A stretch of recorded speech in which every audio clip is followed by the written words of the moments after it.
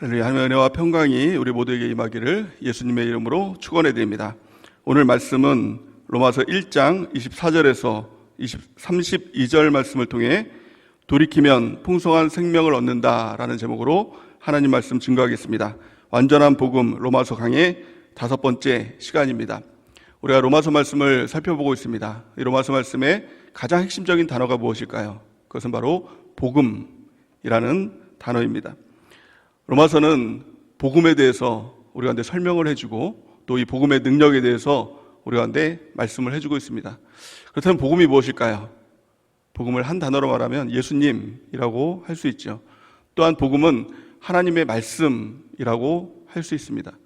또 복음의 메시지가 무엇입니까? 예수님을 믿으면 우리가 구원을 받습니다 라고 이렇게 얘기를 합니다. 전도를 할 때도 많은 설명들을 할 수 없기 때문에, 지나가는 사람에게 많은 설명들을 할 수 없기 때문에 예수 믿고 구원 받으세요 라고 이렇게 복음을 증거를 하죠. 근데 그 말에는 어마어마한 참 놀라운 하나님의 그 복음의 메시지가 있는 것입니다. 예수님을 믿고 라는 것은 무엇입니까? 예수님이 나의 주인이심을 믿고, 또 예수님이 나의 구원자이심을 믿고, 또 살아계신 하나님이심을 믿고, 또 그 믿음으로 우리가 침례를 받으면, 물과 성령으로 침례를 받으면 구원을 받습니다 라는 말입니다. 그 구원의 의미가 무엇입니까?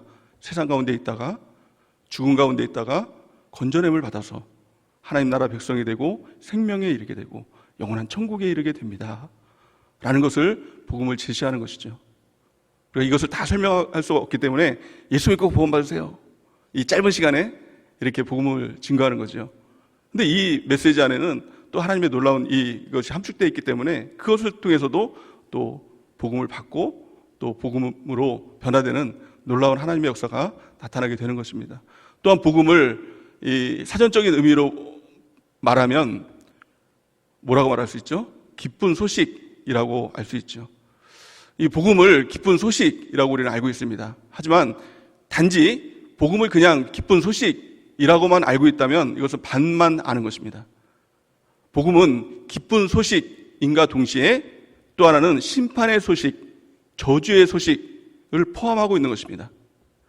그래서 복음이 제시가 되면, 하나님의 말씀이 선포가 되면 두 가지 중에 양갈래길로 갈라지는 것입니다. 복과 저주. 선택은 누가 하는 것일까요? 전적으로 내 자신이 그것을 선택하는 것입니다. 성경은 이렇게 말씀하고 있습니다. 신명기 30장 19절에서 20절 우리 같이 한번 읽어보겠습니다. 시작. 내가 오늘 하늘과 땅을 불러 너희에게 증거를 삼노라. 내가 생명과 사망, 복과 저주를 내 앞에 두었은즉 너와 내 자손이 살기 위하여 생명을 택하고 내 하나님 여호와를 사랑하고 그의 말씀을 청종하며 또 그를 의지하라. 그는 내 생명이시요 내 장수이시니 여호와께서 내 조상 아브라함과 이삭과 야곱에게 주리라고 맹세하신 땅에 내가 거주하리라. 아멘. 이 복음이 선포가 됩니다. 하나님의 복음, 믿지 않는 자들에겐 전도의 메시지를 통해서 복음이 선포가 되죠. 또 우리 믿는 우리에게는 주일날 주회사자 목사님을 통해서 그 말씀이 선포될 때 그게 바로 복음의 말씀인 것입니다. 근데 복음의 말씀은 그냥 듣고 지식으로 그렇구나 라고 끝나는 것이 아니라 분명한 선택의 양갈래길이 있는 것입니다. 생명과 사망, 복과 저주의 양갈래길이 있는 것입니다. 우리가 무엇을 선택하느냐에 따라서 하나님의 말씀을 듣고도 심판받고 저주받는 사람이 있는 반면에 하나님의 말씀을 듣고 축복받고 또 하나님의 영광 가운데 거하는 사람이 있다는 것입니다. 이 복음의 메시지가 선포될 때 그것을 듣고 믿고 순종하고 물과 성령으로 침례를 받고 그럼 구원을 받는 것이죠.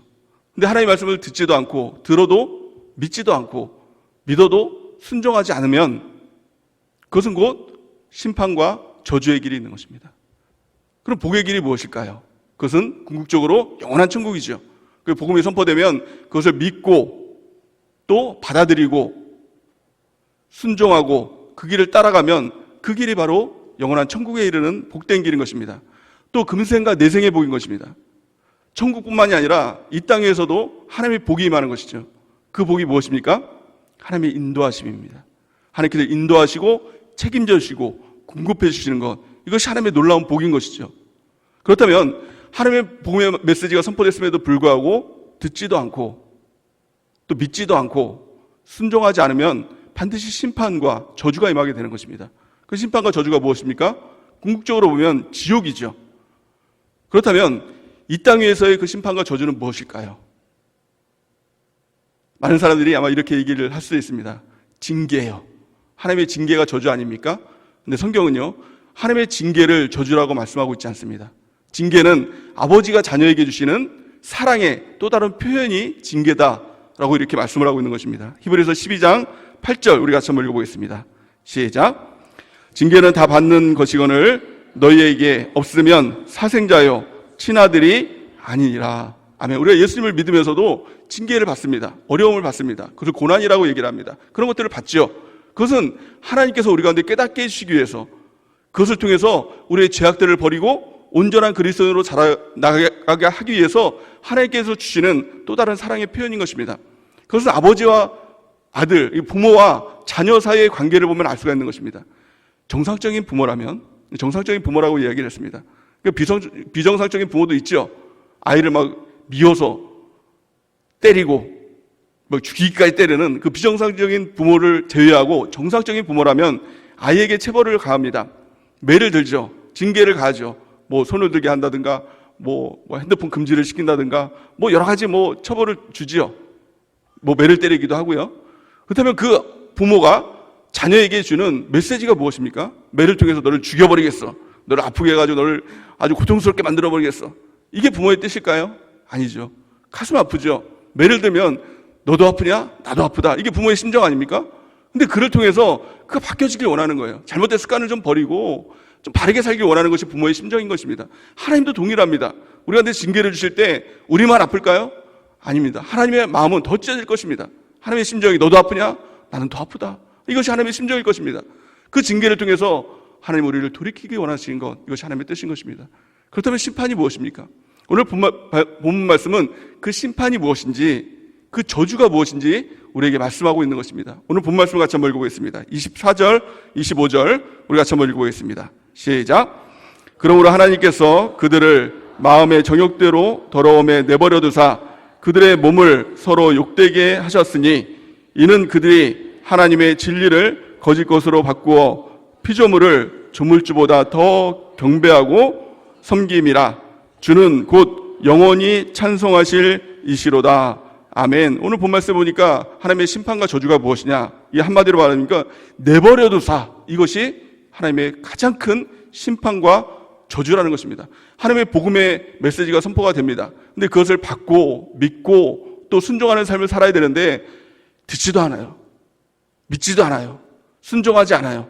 그럼 하나님께서 어떻게 합니까? 결국에 내버려두게 된다는 것이죠.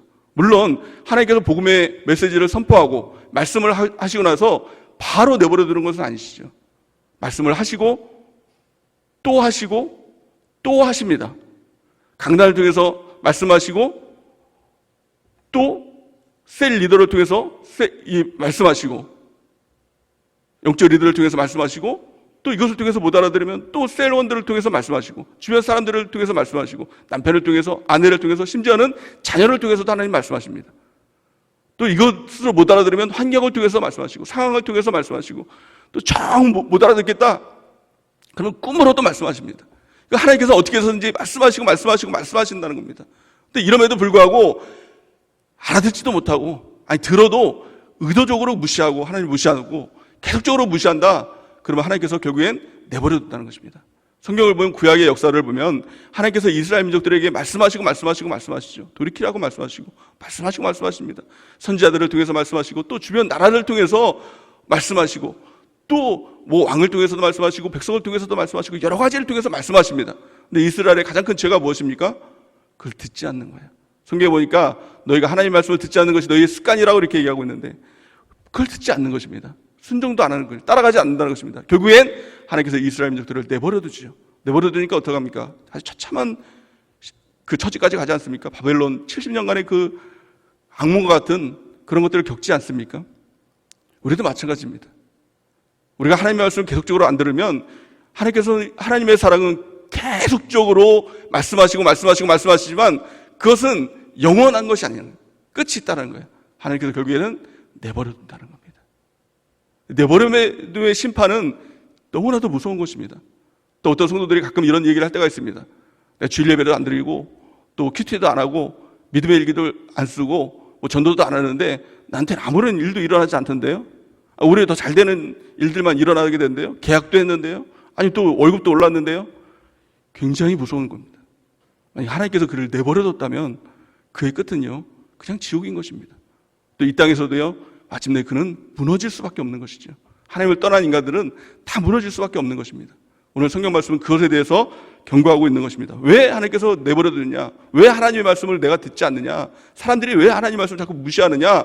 그 중심에는 욕심이 있기 때문에 그렇다는 겁니다. 오늘 성경 말씀은 그것을 말씀하고 있죠. 26절, 27절 우리 같이 한번 읽어보겠습니다. 시작.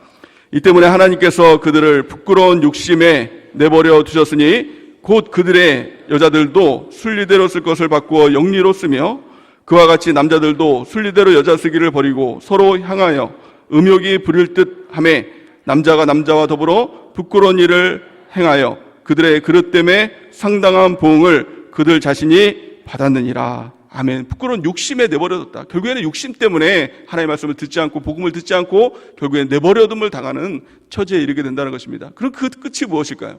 내버려두면 그가 처음에는 잘 되는 것처럼 보일 수가 있겠죠. 예전에 어떤 성도가 이런 이야기를 하더라고요. 내가 교회를 안 나갔는데, 아니 교회를 떠났는데 더 잘 되더라. 심지어는 아파트까지 샀더라. 이런 얘기까지 들었어요. 참 어이가 없더라고요. 그러면서 그 생각이 드는 거예요. 야, 그 하나님께서 그를 내버려뒀으면 그는 얼마나 큰 심판을 당하고 있는가. 저는 이처럼 불쌍한 사람이 세상에 어디 있는가. 하나님을 떠나면 안 돼야죠. 다리라도 몽둥이라도 부러져가지고 다시 돌이켜야죠. 돌이킬 수 있는 기회가 주어져야죠. 그러니까 하나님을 떠났는데 더 잘 된다는 것은 참 이것은 무서운 것입니다. 여러분들 중에서 혹시 내가 예배를 안 드리는데 또 큐티도 안 하는데 믿음의 일기도 안 쓰는데 전도도 안 하는데 봉사도 안 하는데 더 아무 일도 일어나지 않고 있다면 또 오히려 더 잘 되는 일들이 일어나고 있다면 정말 소름 끼쳐야 됩니다.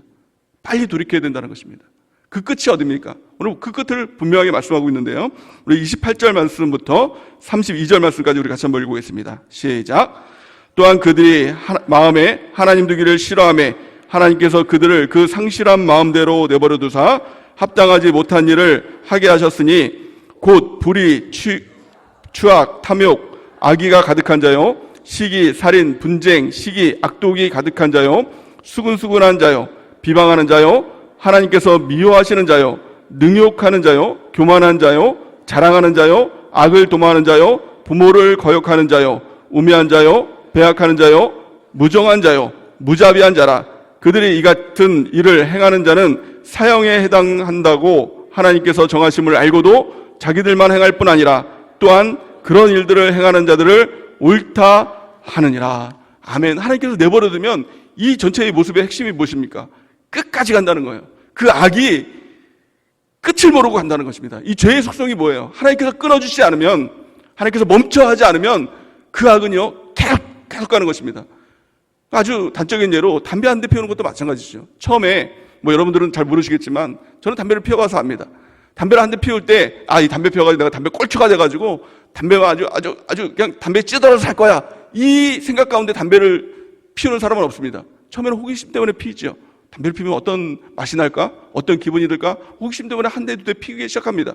근데 이 속성이 뭐예요? 이 죄의 속성은 한 대, 두 대로 끝나는 게 아니에요. 한 대가 두 대가 되고, 두 대가 세 대가 되고, 네 대가 다섯 대가 되고, 한 갑을 펴도, 두 갑을 펴도, 세 갑을 펴도 만족이 안 되니까 끝까지 피는 거예요. 언제까지요? 폐병이 걸릴 때까지.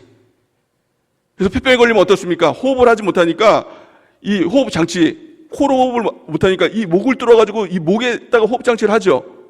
근데 결국에는 뭐예요? 담배를 이 목에다 대고 피는 겁니다. 이만큼 죄의 속성은 끝을 모르고 가는 거예요. 술도 마찬가지죠. 처음에 술을 배우신 분들, 여러분들은 아무도 없을 겁니다. 저는 술 먹어봐서 여러분들에게 말할 수 있죠. 술을 먹으면 처음부터 내가 술 아주 중독에 걸려가지고 내가 끝까지 그냥 술 고주망태가 될 때까지 그냥 평생 내가 술만 먹고 살 거야, 이렇게 시작한 사람 없어요. 처음에는 그냥 한 잔, 두 잔, 이거 먹으니까 알딸딸하고 좋네, 기분이 좀 새로워지는데, 뭔가 그런 것 때문에 한 잔, 두 잔 호기심에 먹습니다. 근데 결국에 한 잔, 두 잔으로 끝나나요? 한 잔이 두 잔이 되고, 두 잔이 세 잔이 되고, 세 잔이 한 병이 되고, 한 병이 두 병이 되고, 세 병이 되고, 결국에는 그것 때문에 중독이 되고 죽을 때까지, 간암에 걸릴 때까지 그 끝까지 가는 것입니다. 모든 제약이 하나님께서 내버려두면 끝까지 가는 것입니다. 오늘 본문 말씀의 이 죄악들이 뭐예요? 끝까지 가는 것이죠. 완전히 다 파멸에 이르는 것이죠. 하나님께서 내버려두면 그 사람은요 완전히 끝까지 가는 것입니다. 그 공동체는 완전히 망하는 공동체가 되는 것입니다. 그 나라는 완전히 끝나는 나라가 되는 것입니다. 오늘 이 본문에 나오는 이 죄악들의 이 모습들이 어떻습니까? 다 이 지옥에 가는 죄악들의 모습인데 완전히 다 망가지는 모습들 아닙니까? 완전히 다 끝나는 모습들 아닙니까? 다시 한번 보면 어떻습니까? 불의, 취악, 탐욕, 악의, 시기, 살인, 분쟁, 사기, 악독, 또 수군수군, 비방하는 것, 하나님 미워하는 것, 능욕하는 것, 교만한 것, 자랑하는 것, 또 악을 도모하는 것, 부모를 거역하는 것, 우매하고 배악하고 무정하고 무자비하고 이것들이 다 한 공동체에서 일어나고 있다면 그 공동체는 더 끝난 공동체가 아니라는 거예요. 그 삶은, 그 가정은, 그 나라는 정말 끝까지 가고 망하는 나라가 아니라는 것입니다. 이것이 바로 하나님께서 내버려두는 이 결과가 된다는 것입니다. 참 무서운 것입니다. 그렇다면 오늘 본 말씀 통해서 우리가 깨닫기 원하는 것은 하나님께서 그러면 왜 그 사람을 내버려두느냐? 하나님의 진정한 그 마음의 심정이 무엇이냐? 하나님의 마음을 좀 알아야 된다는 거예요. 왜 내버려두냐는 것입니다. 신학자들은 이 내버려둠을 이렇게 표현합니다. 거룩한 유기 이렇게 표현을 합니다. 버린다는 것이죠. 근데 그 버림의 앞에 거룩함이라는 속성이 붙는 것입니다. 하나님의 속성은 거룩함이죠. 사랑이죠. 이 버려둠의 일들 가운데서도 하나님의 속성이 있다는 거예요. 하나님의 사랑이 있다는 거예요. 끝까지 가서 누가 끝을 보면 이제는 돌아오라는 겁니다. 우리는 끝을 보기 전에는 하나님 말씀으로 돌이키면 그 사람은 살지만 그렇지 못한 사람은 끝까지 가길 원하는 거예요. 마음과 생각이 원하는 대로, 또 세상의 풍조가 원하는 대로, 육체가 원하는 대로 끝까지 가길 원하는 거예요. 하나님께서 말씀하는 것은 내버려둠을 통해서 그래 끝까지 가봐. 그 끝이 무엇인가 너가 봐. 그리고 나서 돌아와. 이게 하나님의 뜻인 것입니다. 성경 전체를 보면 하나님의 그 심정이 나옵니다. 자녀를 향한 하나님의 심정, 그 메시지는 딱 하나더라고요. 돌아오라. 돌이키라. 돌이키라. 돌이키라. 지금도 우리 하나님께서 원하시는 것은 돌이키라는 거예요. 그 마음으로부터 돌이키고 삶으로부터 돌이키고 너가 돌아와야 산다. 돌아와야 생명을 얻는다. 이것이 진정한 하나님의 뜻인 것입니다. 여러분 주님께로 돌이키는 은혜가 있기 바랍니다. 날마다 주님께로 돌이키는 것. 사도 바울은 내가 날마다 죽노라 이렇게 얘기하죠. 그 의미가 무엇일까요? 세상 풍조로부터 내가 돌이키고 또 죄로부터 돌이키고 내 자아로부터 돌이키고 이것을 한 줄로 말하면 세상 풍조에 따라서 죄를 따라 살아가는 나의 모습으로부터 내가 돌이키겠다. 그 자아를 죽이고 주님께로 나가겠다. 이 고백 아닙니까? 우리가 날마다 돌이키는 은혜가 있기 바랍니다. 오늘 말씀을 통해서도 예배를 통해서도 주님께로 돌이키며 사는 것입니다. 생명을 얻되 풍성하게 얻는 것입니다. 하지만 말씀을 들어도 여전히 내가 원하고 있는 방향으로 가면 결국에 하나님의 내버려둠의 심판을 받게 되는 것입니다. 이 심판에 대해서 또 하나님의 내버려둠에 대해서 예수님께서 비유로 설명하신 것이 바로 탕자의 비유. 누가복음 15장에 보면 탕자의 비유가 나옵니다. 탕자라는 아들이 있었습니다. 이 부유한 또 아버지께로부터 모든 것을 공급받는 그 탕자라는 아들이 있었죠. 그런데 어느 날 아버지의 간섭과 이 통제가 싫었습니다. 그래서 재산의 반을, 유산의 반을 미리 땡겨받아서 땡겨달라고 했습니다. 그러니까 아버지가 처음에는 이야기도 했겠죠. 설득도 했겠죠. 그러니까 정 고집을 부리면서 욕심대로 달라고 하니 아버지께서 결국에는 그걸 주지요. 이게 내버려둠이죠. 결국에는 이 아들이 아버지의 간섭과 또 통제를 피해서 먼 나라로 갑니다. 아버지가 찾아올 수 없는 먼 나라로 가죠. 이것이 바로 누구의 모습일까요? 다른 사람의 모습이 아니에요. 탕자 같은 인간들 다 떠나가고 이러면 성경을 제대로 해석하지 못하는 것입니다. 그 탕자가 바로 내 자신의 모습이에요. 내 마음대로, 내 생각대로, 내 육체가 원하는 대로 통제받기 싫어하고 간섭받기 싫어하는 나의 모습. 이 모습이 바로 탕자의 모습. 저와 여러분들의 그 모습이라는 것입니다. 결국에 하나님을 떠났습니다. 하나님을 떠난 모습이 어땠습니까? 그것을 세 가지로 성경은 보여주고 있습니다. 가장 첫 번째는 허랑방탕이에요.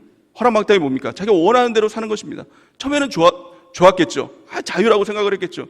자기가 원하는 대로 마음과 육체가 원하는 대로 하니 얼마나 기뻤겠습니까? 근데 성경은 이렇게 말씀하고 있습니다. 누가복음 15장 13절 우리 같이 한번 읽어보겠습니다. 시작. 그 후에 며칠이 안 되어 둘째 아들이 재물을 다 모아가지고 먼 나라에 가 거기서 허랑방탕하여 그 재산을 낭비하더니, 아멘. 다 낭비하는 인생을 살게 된다는 것입니다. 허랑방탕한 인생을 살게 된다는 것입니다. 그 결과가 무엇이었습니까? 2절, 두 번째, 우리 누가복음 15장 14절 우리 같이 한번 읽어보겠습니다. 시작. 다 없앤 후 그 나라에 크게 흉년이 들어 그가 비로소 궁핍한지라. 아멘. 하나님을 떠난 인생은 결국에는 궁핍하게 된다는 것입니다. 빈곤의 악순환이죠. 그 가지고 있던 재물도 다 떨어졌는데 엎친 데 덮친 격으로 흉년이 드는 것입니다. 이것이 하나님을 떠난 인간의 모든 사람들의 모습이라는 것입니다. 떨어지는 것입니다. 기쁨도 떨어지고 믿음도 떨어지고 신앙도 떨어지고 재물도 떨어지고 가지고 있는 거 다 떨어지는 것입니다. 이것이 하나님을 떠난 백성들의 이 자녀의 모습이라는 것입니다. 그 마침내 언제까지 떨어집니까? 누가복음 15장 15절에서 16절 우리 같이 한번 읽어보겠습니다. 시작. 가서 그 나라 백성 중 한 사람에게 붙여 사니 그가 그를 들로 보내어 돼지를 치게 하였는데 그가 돼지 먹는 쥐엄 열매로 배를 채우고자 하되 주는 자가 없는지라. 아멘. 그는 돼지치는 일을 합니다. 이 당시 때 돼지치는 일은 가장 밑바닥, 이 노예보다도 못한 사람들이 돼지를 쳤습니다. 돼지는 먹기 위해서 친 것이 아닙니다. 그냥 생명이 있으니까 치는 것이죠.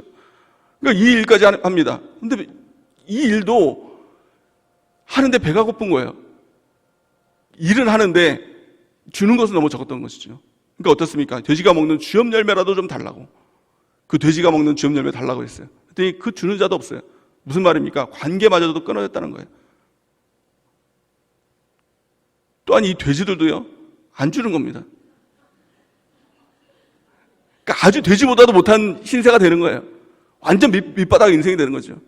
돼지는 쥐엄 열매라도 먹고 자라라고 주는데 쥐엄 열매도 안 주는 겁니다. 정말 돼지보다도 못한 신세가 되는 거예요. 이게 하나님을 떠난 모든 인간의 모습이다라고 예수님은 우리 가운데 가르쳐주고 있는 것입니다. 근데 대반전이 일어나죠. 이 가운데 하나님의 놀라운 사랑의 그 뜻이 보이기 시작합니다. 그 반전이 무엇입니까? 우리 누가복음 15장 17절 우리 같이 한번 읽어보겠습니다. 시작. 이에 스스로 돌이켜 이르되 내 아버지에게는 양식이 부족한 품꾼이 얼마나 많은가. 나는 여기서 줄여 죽는구나. 아멘. 이것이 하나님의 뜻이었어요. 스스로 돌이켜예요. 스스로 돌이켜. 그걸 자각이라고 얘기를 하죠. 자각해서 돌아오면 사는 것입니다. 생명을 얻는 것입니다. 우리가 이 말씀을 보면서 한 가지 의문이 들 수가 있잖아요. 아버지가 왜 아들을 찾아 나서지 않았을까? 왜 잡아다가 집으로 이끌지 않았을까? 근데 이것은요, 너무 상식적인 것입니다. 여러분들 가출 해보셨습니까? 가출도 습관이더라고요. 나간 애들이 계속 나가요. 저는 한 번밖에 안 나갔는데 나간 애들이요, 친구들 보니까 나간 애들이 계속 나가요. 근데 가만히 보면 그 아이의 잘못도 있지만 부모의 잘못도 있더라고요. 부모가 가출하잖아요? 찾아 나서요. 그래서 뭐 다리몽댕이를 엎어치기를 하든 끄집어 나서 집에다 앉혀 놓는 겁니다. 그럼 아들은 뭐예요? 그 마음이 항상 밖에 있는 거예요. 자유에 있는 거예요. 또 나갑니다. 또 잡아다, 또 나가. 그러니까 이게 왜 습관이 되느냐? 자꾸 억지로 잡아다 놓으니까. 근데 저희 어머니는요, 내버려 두시더라고요. 제가 나가서 뭘 하는지 연락도 안 하고 찾지도 않으시더라고요. 그러니까 제가 스스로 자각한 거죠. 나가봤자 소용없구나. 집에 돌아왔어요. 그 다음부터 안 나갑니다. 그러니까 이 아버지의 심정이 뭐예요? 스스로 깨닫고 들어오면 너가 우리 집에 계속 있을 수 있다. 자각하기를 원하는 거예요. 하나님의 심정이 뭘까요? 하나님의 내버려둠, 이 거룩한 유기가 뭘까요? 너가 자각하고 돌아오라. 하나님의 뜻은 하나입니다. 징계를 주시던 내버려 두시던 하나님의 뜻은 우리가 돌아오기를 간절히 원하는 것, 이것이 진정한 하나님의 뜻인 것입니다. 하나님을 떠나면 목마름이 있습니다. 다 떨어집니다. 그러기에 그 목마름이 하나님을 떠났다라는 그 신호가 되는 것입니다. 여러분도 혹시 목마름이 있습니까? 그것은 마음으로나 또 여러 가지로나 주님을 떠났다는 신호가 되는 것입니다. 우리 예수님은 누구든지 목마르거든 내게로 와서 마시라 라고 그 문을 열어놓으신 것입니다. 자각하고 돌이키는 그 은혜가 있길 바랍니다. 요한복음 7장 37절에서 39절 우리 같이 한번 읽어보겠습니다. 시작. 명절 끝날 곧 큰 날에 예수께서 서서 외쳐 이르시되 누구든지 목마르거든 내게로 와서 마시라. 나를 믿는 자는 성경의 이름과 같이 그 배에서 생수의 강이 흘러나오리라 하시니 이는 그를 믿는 자들이 받을 성령을 가리켜 말씀한 것이니라. 아멘. 믿음이 무엇입니까? 믿음은 주의 말씀이 선포될 때 그 믿음을 가지고 주님 앞으로 돌이키는 것. 왜 주일날 우리가 예배에 나오고 왜 주일 성수를 하고 주일날 주회사 목사님의 말씀을 들어야 됩니까? 그 이유는 단 한 가지죠. 돌이키기 위해서. 주의 사랑 가운데 주님께로 돌아오기 위해서. 목마른 가운데 채워주시는 성령을 받기 위해서 우리가 주일날 예배에 나와서 말씀을 듣고 은혜를 받는 것입니다. 왜 우리가 날마다 큐티를 해야 됩니까? 날마다 우리가 주님께로 돌아가기 위해서. 우리가 왜 믿음의 일기를 써야 됩니까? 이 하루를 살면서 주님을 벗어난 살면서 다시 돌이켜 다시금 회개하고 주님께로 돌아가기 위해서. 우리 날마다의 삶은 주님께로 돌이키는 삶인 것입니다. 그렇다면 왜 우리가 전도하고 또 양육하는 삶을 살아야 될까요? 우리가 주님 안에 있다면 이제는 다른 사람들을 주님께로 돌이키기 위해서, 돌이키도록 하기 위해서 우리가 양육하고 전도하는 것입니다. 신앙생활은 한마디로 말하면 주님께로 돌아가는 것, 돌이키는 것입니다. 오늘 말씀을 통해서 우리가 깨달아야 될 것, 그것이 세 가지가 있습니다. 가장 첫 번째, 돌아가면 산다. 돌이키면 생명을 얻는다. 생명을 얻되 풍성하게 얻는다 라는 것입니다. 그래서 주님께로 돌이킬 때는 모든 죄악들의 습관들을 다 끊어버리고 주님 앞에 항복하고 주님 앞으로 나가는 것입니다. 주님만이 살 길입니다. 내가 여기서 죽여 죽는구나, 이 마음을 가지고 자각하고 돌이키는 것입니다. 오늘 말씀을 통해서도 우리가 이 마음을 가지고 주님께로 돌아가는 은혜가 있길 바랍니다. 베드로전서 말씀을 통해서 베드로 사도는 우리에게 이렇게 말씀하고 있습니다. 4장 3절, 베드로전서 4장 3절 우리가 한번 읽어보겠습니다. 시작. 너희가 음란과 정욕과 술 취함과 방탕함과 향락과 무고판 우상 숭배를 하여 이방인의 뜻을 따라 행한 것은 지나간 때로 족하도다. 아멘. 지나간 때로 족하다. 이 마음을 가지고 이제는 이것들을 다 끊어내고 예수님의 십자가를 의지해서, 예수님의 성령을 의지해서 주 앞으로 나아가는 것입니다. 그러면 그때부터는 아버지께서 하시는 것이죠. 돌아온 탕자를 향해서 아버지께서는 이 탕자를 향해서 이거 해라 저렇게 해라, 너 씻어라, 뭐 옷 입어라, 너 바로 살아라, 똑바로 살아라, 이제는 나가지 말아라, 이렇게 하지 않았어요. 그 상고가 뭔데? 아버지는 동부밭에서 그를 기다렸죠. 달려가서 그를 안아주시고 입 맞추고 옷을 벗기시고 또 옷을 씻겨주시고 옷을 갈아입혀주시고 반지를 껴주시고 신을 씻겨주시고 누가 했습니까? 다 아버지께서 하시는 거예요. 소를 잡아다가 잔치를 베풀어 주시고 아버지께서 회복시켜 주는 것입니다. 우리가 해야 될 것은 우리의 마음을 하나님께로 돌이키는 겁니다.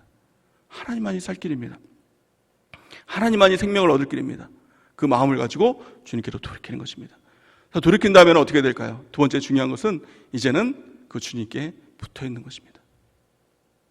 우리 주님께서 은혜의 수단을 주셨죠. 그래서 성경을 주셨고 성령을 주셨고 또 교회를 주셨습니다. 이제는 거기에 붙어 있겠습니다. 이 마음을 가지고 주님께 딱 붙어 있는 것. 이제 나가면 안 됩니다. 주님께 딱 붙어 있는 것입니다. 그 붙어 있다는 것이 무엇일까요? 그것은 바로 간섭과 통제입니다. 하나님의 은혜는 간섭과 통제를 통해서 누려지는 것입니다. 내 마음대로 하는 것이 아니라 성경을 통해서 내가 간섭과 통제를 받아야 됩니다. 성령 하나님을 통해서 내가 간섭과 통제를 받아야 되는 것이죠. 교회 공동체를 통해서 내가 간섭과 통제를 받는 것이죠. 이것을 기뻐하는 것, 이것이 바로 주님께 붙어있는 것입니다. 이 삶을 살았던 사람이 누굽니까? 대표적인 사람이 바로 다윗이죠. 다윗은 이렇게 고백합니다. 시편 16편 8절에서 11절, 우리 약속의 말씀 아닙니까? 올해 약속의 말씀 우리 같이 한번 읽어보겠습니다. 시작. 내가 여호와를 항상 내 앞에 모시며 그가 나의 오른쪽에 계심으로 내가 흔들리지 아니하리로다. 이러므로 나의 마음이 기쁘고 나의 영도 즐거워하며 내 육체도 안전히 살리니 이는 주께서 내 영혼을 수월에 버리지 아니하시며 주의 거룩한 자를 멸망시키지 않으실 것임이니이다. 주께서 생명의 길을 내게 보이시리니 그의 앞에는 충만한 기쁨이 있고 주의 오른쪽에는 영원한 즐거움이 있나이다. 아멘. 이 고백이 저와 여러분들의 고백이 되는 은혜가 있길 바랍니다. 다윗은 왕이었습니다. 왕 중에서도 잘 나갔던 왕이었습니다. 모든 것을 다 할 수 있는, 자기 마음대로 다 할 수 있는 왕이었습니다. 사람 마음에 안 드는 사람 잡아다가 죽여라 그러면 그 사람도 죽일 수 있었습니다. 부와 명예를 다 누릴 수 있었습니다. 그 마음에 드는 사람들을 다 집안으로 들일 수 있었고 마음에 안 드는 사람들 다 쫓아낼 수 있었습니다. 그가 다 마음대로 할 수 있었습니다. 그럼에도 불구하고 그는 여호와를 내 앞에 항상 내 앞에 모시며 이렇게 얘기했습니다. 나는 내 마음대로 하지 않겠습니다. 하나님의 통제, 하나님의 간섭을 받겠습니다. 이 고백을 가지고 주님 앞으로 나갔다는 것입니다. 이것이 붙어있는 것입니다. 그럴 때 어떻습니까? 그가 나의 오른쪽에 계심으로 내가 흔들리지 아니하리로다. 내가 주님을 붙들었더니, 주님을 항상 내 앞에 모셨더니 주님께서 내 오른쪽에 오셔서 내 팔을 붙들어 주시고 흔들리지 않는, 믿음이 흔들리지 않는 그런 삶으로 인도해 주셨다는 것입니다. 내가 먼저 주님을 붙드는 것입니다. 내가 먼저 성경을 붙들고, 내가 먼저 성령을 붙들고, 내가 먼저 교회 공동체를 붙드는 것입니다. 그러면 주님께서 내 오른편에 계셔서 나를 붙들어 주심을 통해서 흔들리지 않는 믿음이 되는 것입니다. 이것이 다윗의 삶인 것이죠. 저 여러분들이 이런 삶을 살아가는 은혜가 있길 바랍니다. 그럴 때 다윗이 약속의 말씀처럼 네 가지를 고백하는 것 아닙니까? 그럴 때 진정한 마음의 기쁨이 있었다. 마음의 기쁨이죠. 두 번째는 무엇입니까? 내 육신도 비로소 하나님께서 나를 지켜주시니, 나를 붙들어 주시니 내 육신에 안전이 있었다. 세 번째는 무엇이죠? 영혼의 소생이 있었다. 내 영혼이 살아나는 역사가 나타났다. 마지막 네 번째는 인생 살 길이 있었다. 인생 살 길, 주님께서 나를 붙들어 주실 때 그 살 길이 있는 것입니다. 또한 주의 앞에는 충만한 기쁨이 있고 주의 오른쪽에는 영원한 즐거움이 있다. 영원한 즐거움이 무엇입니까? 천국의 기쁨, 천국의 은혜, 이런 삶을 살아가게 되는 것입니다. 우리 모두가 이런 삶을 살아가는 은혜가 있기 바랍니다. 또 마지막 세 번째, 그렇다면 그리스도인들은 이 주님께로 붙어 있어서 그 다음에 어떤 스텝으로 나가야 될까요? 어떻게 보면 가장 중요한 스텝일 수가 있는데요, 그것은 아버지의 마음을 아는 겁니다. 이것을 모르면 굉장히 어리석은 아들이 됩니다. 탕자의 비유에 보면 탕자뿐만이 아니라, 집 나간 탕자뿐만이 아니라 그의 형에 대한 이야기가 나오죠. 그의 형이 어리석은 형이었습니다. 못난 형이었습니다. 아들이, 그 동생이 왔는데 송아지를 잡아주는데 거기서 원망불평하고 있는 겁니다. 아니, 나한테는 염소 새끼 한 마디 안 잡아주면서 집 나가서 허랑방탕하게 이렇게 창기들과 다 재물 날려버린 저 동생에게는 왜 송아지를 잡아주냐고, 그 기쁜 순간에도, 잔치의 순간에도 원망하고 불평하는 것입니다. 참 못난이죠. 참 어리석죠. 아이 같죠. 그 모습이 누구의 모습일까요? 딴 사람의 모습이 아니에요. 저 집사님, 저 장로님, 아닙니다. 저와 여러분들의 모습이에요. 주님 안에 있음에도 불구하고 그것을 누리지 못하고 아버지의 마음조차도 모르고 서로 비교하는 거예요. 저 집사님과 나를 비교하고, 나는 더 하나님 앞에 헌신하는데 왜 저 사람한테는 더 큰 은혜를 주시나? 저 사람은 교회에 온 지 얼마도 안 됐는데 왜 저렇게 하나님은 죄를 이뻐하시고, 하다못해 담임 목사님은 왜 저 사람한테만 잠깐 눈길을 주시고, 나한테는 평생 눈길도 안 주시고, 미워 죽겠어, 이 마음들을 갖는 것입니다. 너무 어리석은 모습이죠. 왜 그럴까요? 아버지의 마음을 몰랐어요. 그 아버지의 마음만 알았다면 이 큰아들이 이런 마음을 가질 수 있었을까요? 그 아버지의 마음이 뭐였어요? 그 탕자, 집 나간 아들을 기다리는 그 아버지의 마음, 그 아픔을 전혀 모르고 그의 관심은요, 자기 자신에게만 있었습니다. 내가 아버지에게 뭘 더 받을까? 뭘 더 내가 아버지에게 뭘 더 취할까? 내가 뭘 더 누릴까? 여기에만 관심이 있었다는 겁니다. 이게 깨지지 않으면 우리는 다 큰아들과 같은 이 모습들 가운데 교회 안에 있으면서도 하나님께서 주시는 것을 모든 걸 다 누리면서도 원망하고 불평하는 이런 못난이 같은, 어린아이 같은 신앙을 가질 수밖에 없다는 것입니다. 가장 중요한 것은 그 아버지의 마음을 아는 거예요. 그 심정을 아는 거예요. 그리고 그 아버지가 기뻐하는 것을 아는 것입니다. 만약 그 큰아들이 그 아버지의 마음을 알았다면 그 아들은 어떻게 했을까요? 작은 아들을 찾아서 나섰겠죠. 그러나서 작은 아들을 만나서 뭐라고 얘기했을까요? 이렇게 얘기했을 겁니다. 아버지가 지금도 너 기다리고 계셔. 날마다 동구밭에서 너 이름만 읊조리고 계셔. 지금도 너를 사랑하고 계셔. 만약에 이 말을 집 나간 탕자가 미리 들었다면 주염 열매 거기까지 갔을까요? 아니었겠죠. 돌이켰겠죠. 그렇다면 그 큰아들이 가서 아버지가 너를 사랑하셔, 너를 기다리고 계셔, 그게 뭘까요? 그게 전도예요. 그게 복음 증거예요. 그래서 그 사람들 끝까지 가지 않도록, 정말 주염 열매 먹는 데까지 가지 않도록 아버지의 심정을 알려주시는 겁니다. 아버지가 너를 사랑하고 있어. 지금이라도 돌아와. 아버지가 너를 기다리고 계셔. 저는 여러분들에게, 아마 여러분들 중에서 탕자가 있을지 몰라, 큰아들의 심정으로 이렇게 권면을 합니다. 아버지가 지금도 여러분을 사랑하고 계십니다. 지금도 아버지가 여러분들을 기다리고 계십니다. 주님께로 돌이키는 은혜가 있길 바랍니다. 또한 내가 큰아들이라 생각이 된다면 이제부터는 나가야 됩니다. 세상으로 나가서 탕자 찾으러 다녀야 됩니다. 그리고 아버지가 너를 사랑하고 계셔. 지금이라도 돌아와. 그러면 살아. 생명을 주셔. 이것들을 외쳐야 된다는 것입니다. 그리고 그것을 듣고 돌이키면 그도 살고 나도 사는 놀라운 은혜가 있는 것입니다. 하나님의 관심은 지금도 잃은 양에게 있습니다. 성경은 이렇게 말씀하고 있죠. 누가복음 15장 4절에서 7절 우리 같이 한번 읽어보겠습니다. 시작. 너희 중에 어떤 사람이 양 100마리가 있는데 그 중에 하나를 잃으면 99마리를 들에 두고 그 잃은 것들을 찾지 않겠느냐.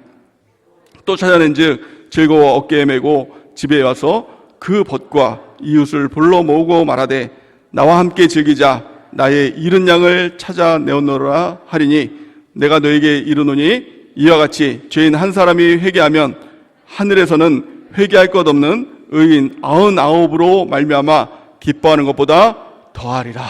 아멘. 이것이 바로 우리 아버지 하나님의 심정입니다. 이 심정을 안다면 이제는 잃은 양 한 마리, 99마리 중, 이 100마리 중에 이 한 마리 찾아서 나서야 됩니다. 동생 찾아서 나서야 됩니다. 이것이 하나님께서 가장 기뻐하시는 것이죠. 그가 회개해서 돌이키면 그 하늘에서 잔치가 벌어지고 하나님께서 너무 기뻐하시는 것입니다. 그렇다면 그 데리고 온 아들도 너무 기뻐하겠죠. 더 기뻐하겠죠. 더 칭찬하겠죠. 천국에 안 갈래 안 갈 수가 없겠죠. 이것이 하나님의 기쁨이 되니까요. 우리가 모두 이 심정으로 복음을 증거하는 은혜가 있길 바랍니다. 복음은요, 먼저 내가 돌이키는 것입니다. 복음의 음성을 듣고 복음의 메시지를 듣고 내가 돌이켜서 내가 살고 내가 생명을 얻는 것입니다. 내가 생명을 얻었다면 이제는 복음 전하는 자로 나가야 됩니다. 그래서 세상에 있는 탕자, 세상에 있는 어린 이 잃은 양들 찾아서 나서야 됩니다. 그래서 돌이키게 하고 그래서 주님과 함께 우리 기쁨이 넘치는 우리 모두가 되는 은혜가 넘치기를 예수님의 이름으로 간절히 축원해 드립니다.